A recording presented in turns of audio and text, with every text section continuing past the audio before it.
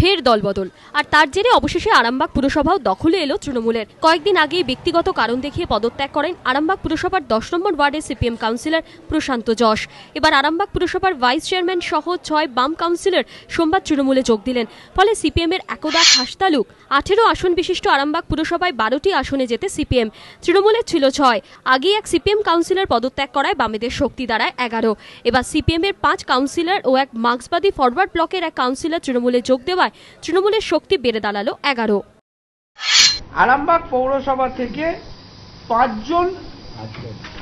পাঁচজন মার্ক্সবাদী কমিউনিস্ট পার্টির কাউন্সিলর এবং একজন মার্ক্সবাদী ফরওয়ার্ড ব্লকের কাউন্সিলর, তারাও তাদের সমস্ত সভ্য সমর্থক নিয়ে আজকে তারা তৃণমূল কংগ্রেসে যোগ দিলেন এবং এই যোগ দেওয়ার ফলে আরামবাগ পৌরসভায় বামফ্রন্ট সংখ্যালঘুতে পরিণত হয়েছে। আর এই খবর পেতে আরামবাগ মহকুমা শাসকের অফিসে গিয়ে পদত্যাগ করলেন পুরসভার দীর্ঘ 27 বছরের চেয়ারম্যান গোপাল কচ।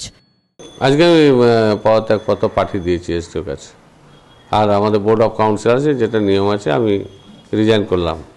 আমাদের কয়েকজন তারা তৃণমূলকে সমর্থন করছে। এদিকে নিউ ব্যারাকপুর পুরসভাতেও একক সংখ্যাগরিষ্ঠতা পেল তৃণমূল। 4 কংগ্রেস কাউন্সিলর তৃণমূলে যোগ দেওয়ায় 20 সদস্য বিশিষ্ট পুরসভায় তাদের সংখ্যা বেড়ে দাঁড়ালো 11। হাওড়া পুরসভার 2 কংগ্রেস কাউন্সিলরও এদিন তৃণমূল ভবনে যোগ দেন। এছাড়াও গোর্খা জনমুক্তি মোর্চার বেশ কয়েকজন সমর্থকও তৃণমূলে যোগ দেন। রাজনৈতিক মহল বলছে কয়েক মাস পরেই লোকসভা ভোট, তার আগে দলে একের পর এক ভাঙনে বিরোধীরা ঠিক যতটা অস্বস্তিতে ঠিক ততটাই উজ্জীবিত তৃণমূল। অরিত্রিক ভট্টাচার্য, মোহন দাস, এবিপি আনন্দ।